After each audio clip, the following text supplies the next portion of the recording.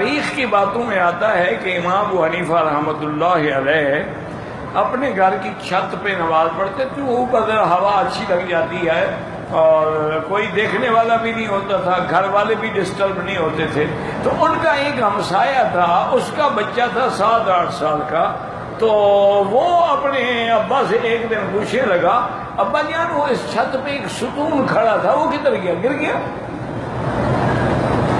انہوں نے کہا بیٹا ستون نہیں, وہ امام صاحب نماز پڑھتے تم نے دیکھا ہوگا, ستون کوئی نہیں تھا.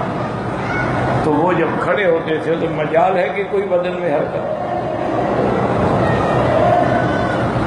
ایک تجربہ میں آپ کو بتاؤں کہ اگر دعا مانگنے میں تمہیں لذت آئے اور لمبی سے لمبی دعا کرو تو سمجھ لو اللہ راضی ہے, اللہ مجھے مانگنے کی توفیق دے رہا ہے. اور اگر دعا مانگو اگلے یار کوئی چھوٹی سی دعا کون سی ہے بھلا, اچھا چلو وہی ربنا آتنا فی اللہ اکبر جاؤ, مانا یہ ہے کہ اللہ مانگنے ہی نہیں دیتا,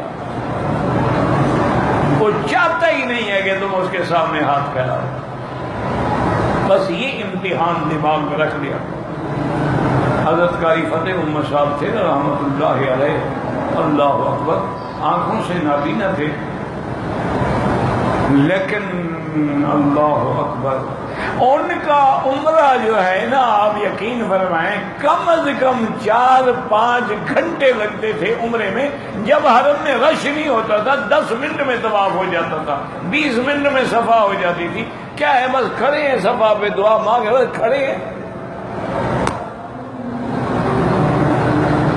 ایک دفعہ میرے درس کے سامنے کھڑے تھے اور نفلیں پڑھ رہے تھے, تو میرے دل میں شیطان نے وسوسہ ڈالا کہ یہ دیکھو قاری صاحب بظاہر میرے درس کے قریب کھڑے ہیں کہ مولوی مکی کا درس سن رہا ہوں, پڑھ تو اپنی نماز رہے ہیں, میرا درس تھوڑا سن رہے ہیں, بس بلا وجہ ہم پر احسان جمانے کے لیے حضرت آ گئے. میرے دل میں وسوسہ آیا شیطان کہ بھئی یہ درس اس طرح تھوڑا سنا جائے, وہ تو اپنی نماز پڑھ رہے ہیں. صبح کو طواف کرتے تھے تو میں صبح کو درس سے فارغ ہونے کے بعد الحمدللہ میں بھی طواف کرتا تھا. تو میں کوشش یہ کرتا تھا کہ حضرت کے ساتھ مل کے, وہ حضرت اپنا ہاتھ میرے کندھے پہ رکھ لیتے تھے, ایک آدھا چکر تو میں بھگت لیتا تھا, بعد میں آہستہ آہستہ کندھا نکال کے نکل جاتا تھا. تو انہوں نے میرے کندھے پہ ہاتھ رکھا اور فرمایا کہ حضرت رات فلاں حدیث مبارک آپ بیان فرما رہے تھے, تو اس کی جو تقریر آپ کر رہے تھے, ہمیں تو استادوں نے اس کے علاوہ, اچھا آپ پھر تقریر کریں. میں نے وہ حدیث بیان کر فرمایا حضرت یہ غلط کر رہے ہیں. ہمیں حضرت مدنی رحمۃ اللہ علیہ نے اس حدیث کی تفسیر میں اور تشریح میں یہ فرمایا تھا.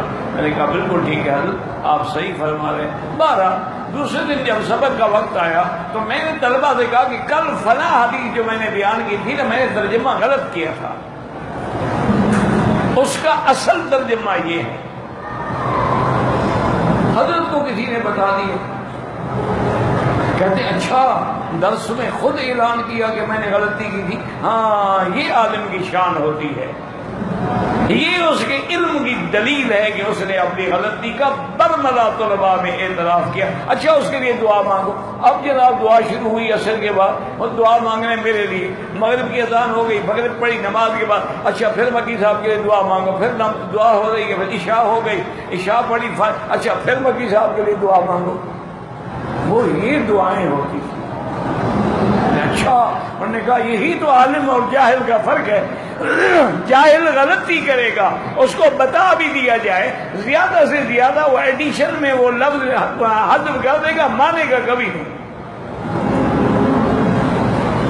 اگر عالم ہوگا کہے گا ٹھیک ہے مجھ سے غلطی ہوئی ہے.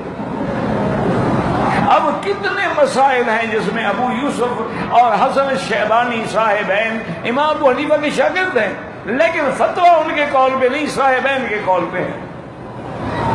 تو یہ تو اہل علم کی شان ہوتی ہے. تو اس لیے ہمیشہ یاد رکھیں کہ دعا مانگیں اور سب سے پہلے درود شریف پڑھا کریں. درود شریف پڑھ کے سورت فاتحہ پڑھا کریں، کیونکہ افضل دعا جو ہے وہ سورت الفاتحہ، یہ جامع معنی کامل مکمل دعا ہے۔ اس کے بعد پھر دعا مانگیں، لیکن ایک ایک لفظ پہ توجہ ہو کامل، گویا میں اللہ کے آگے کھڑا ہوں اور اپنی عرضی پیش کر رہا ہوں۔ اور اگر کعبۃ اللہ سامنے ہو تو پھر نظر کعبے پہ ہو، اور پھر دیکھیں کہ دعا کا نتیجہ نکلتا ہے کہ نہیں نکلتا۔ اگر دیکھو کہ بھی دل نہیں لگ رہا تو بس کر دو، کہیں ایسا نہ ہو کہ توہین میں مارے جائیں کہ مانگتا مجھ سے ہے اور خیال جو ہے بل زبان تسبیح ہو در دل گاؤ خل، جیسے کہ شیخ سعدی نے کہا کہ زبان پہ سبحان اللہ اور دل میں خیال ہوتا ہے کہ میری گائے اور گدھے کا کیا بنا، پتہ نہیں کہاں کھڑی ہے۔